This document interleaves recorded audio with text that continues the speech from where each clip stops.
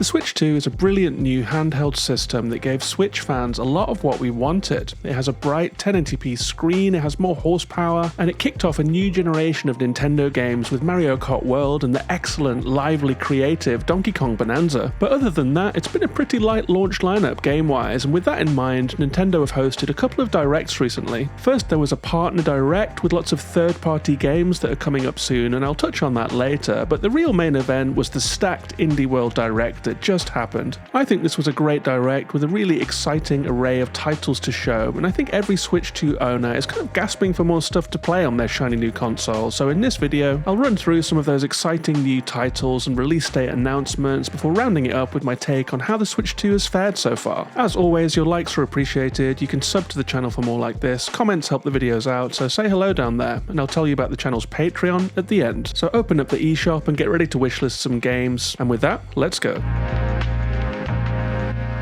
The show opened strong with Mina The Hollower, the long-in-development Game Boy-style adventure. This game was in the White Whale section of my 2025 indie game preview video. It's almost been Silksong-ish in the teasing, extended development period, but fans can relax because it's been confirmed that it's coming out on October the 31st of this year. I really like this trailer. We saw more of the whip-style gameplay, we saw dungeons with platforming and obstacles, and Mina seems to have a fairly impressive moveset. I really like the look of the impressive bosses and the intense full-screen pixel art cutscenes. All in all, I think this game's looking pretty nice. There was a demo in Steam Next Fest recently that's since been pulled down, but it's now live on the Switch if you want to do some hollowing yourself ahead of the release. That's Mina The Hollower.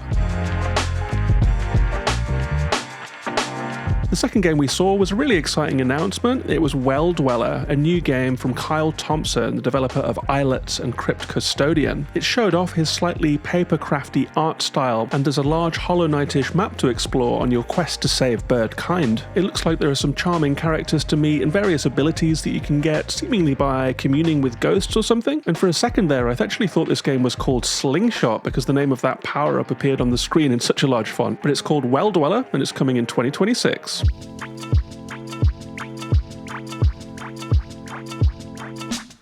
Next we heard from Coldblood, the developers behind a new game called Neverway, and I have to say, top marks for being cool as hell. These two developers have as much star power as your favourite indie band, and I for one am here for it. The game itself was introduced as a nightmarish life sim RPG, so it's kind of an uncozy game that sees you farming in hell. It's very stylish, and that's probably because the pixel art is from the same pen that drew the graphics in Celeste, and the all-star team is rounded out with a soundtrack by the incredible Disaster Piece, who you might know from the iconic Hyperlight Drifter soundtrack. As the trailer wore on, we got some looks at some dungeon crawling gameplay with melee combat and bosses, so maybe it's more of a Zelda-like than a farming game per se. Either way, count me as intrigued. I say yes way to Neverway, and we'll find out more about it when it releases in 2026.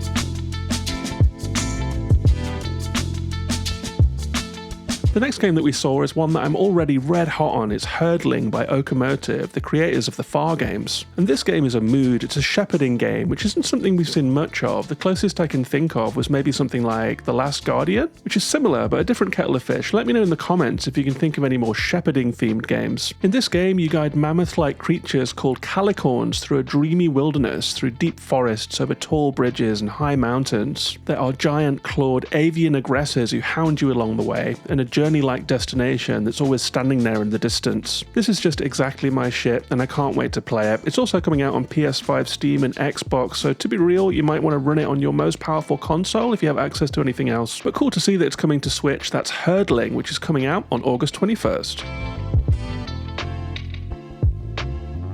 Now, I love a snap release or a shadow drop if you must, and we did get one that I've been looking forward to in Is This Seat Taken? In This Seat Taken is a sorting game, but rather than straightening pictures or sorting things by size or unpacking your stuff, you're dealing with people and all of their differences and tastes and needs. So if you're sorting people into a bus, some people might like to sit by the window, others like to be up front near the driver or next to their friend or far away from everyone, which I personally relate to. So as well as being a logic-based puzzle game, it's also at its heart a game about empathy. It's about trying to accommodate the needs and desires of all kinds of people, and I think that that's a message that all of us could use more of in our lives right now. I'll be playing this one for sure. That's Is This Seat Taken? Out now.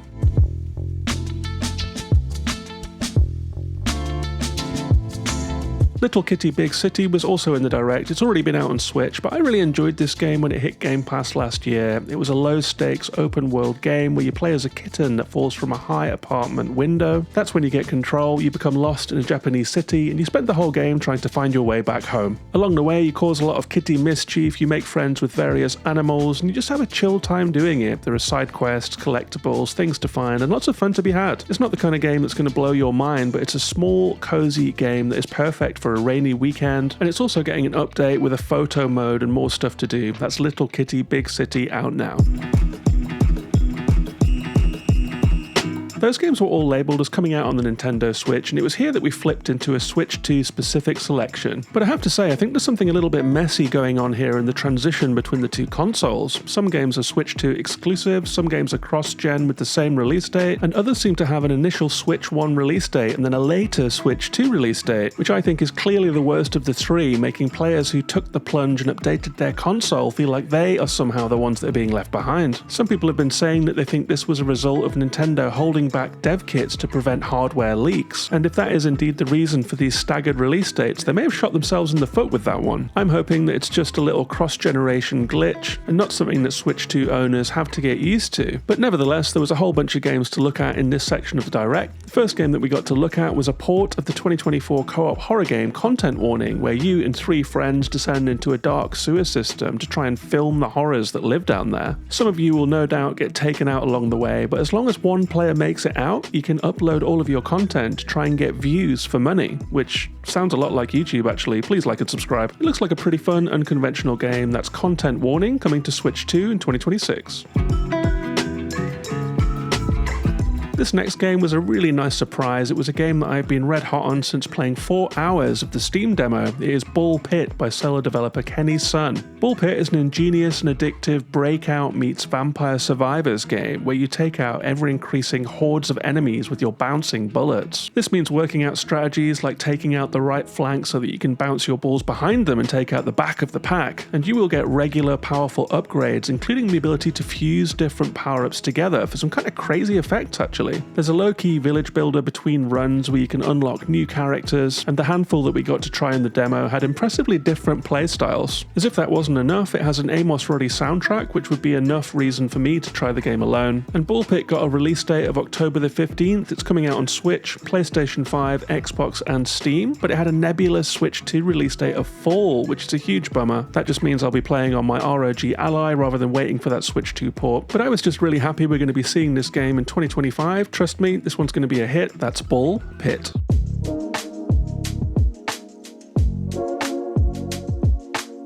We also got a look at a chaotic 8-player party game called Ultimate Sheep Racoon, which got a winter release window, and it seems that Nintendo have learned from Day of the Devs and the Xbox Developer Direct, at least in terms of format, because we got to hear from another dev team, this time for the game Glaciered. This is a game inspired by the ecosystem and climate of Hokkaido, the wild northern part of Japan, and it's set 65 million years in the future on a snowball Earth. You play as a twee, an evolved bird-like creature that swims underwater, and the game promises plenty of exploration and real-time combat. You bank XP to upgrade and evolve, and while I think this is an interesting idea, I think it was probably the roughest looking game of the showcase. It looked a bit more 3DS than Switch, not in an intentional retro way, but it's a cool idea for a game, so let's see how those reviews come out when the game is released this Christmas. That's Glaciered.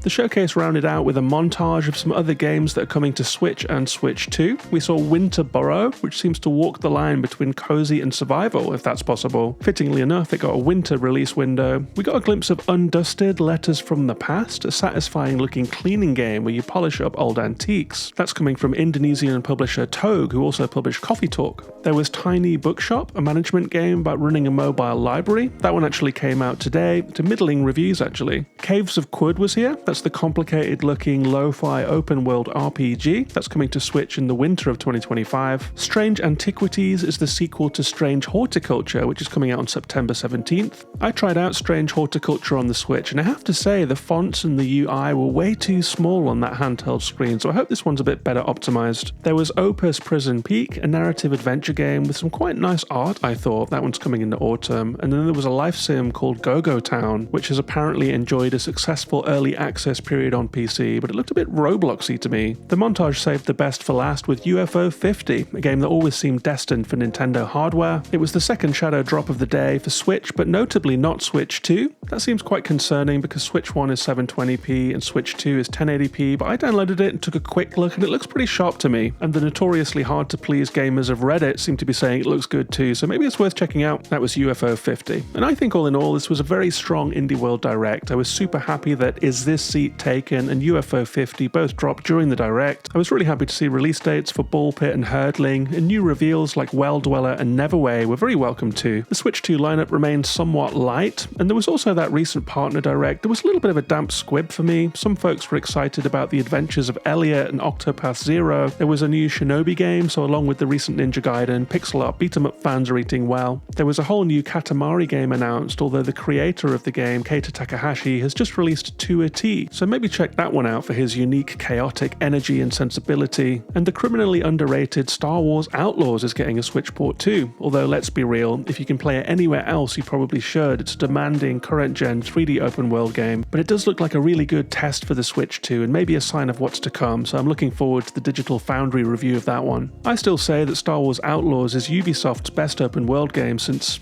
maybe AC Odyssey. I think it shows a real way forward for the open world genre, dispensing with level scaling and XP, and bringing in a clever mentor system where you have to use your abilities to develop them further. So lots of new Switch stuff coming up. What did you think? Let me know in the comments, and feel free to drop by the Patreon if you've enjoyed this video. You can support the channel, get bonus stuff, and join our members Discord, where you can talk to like-minded game lovers away from the flaming wreck that is social media these days. That's it for this video, so take care of yourselves and each other, and I'll see you on the next one.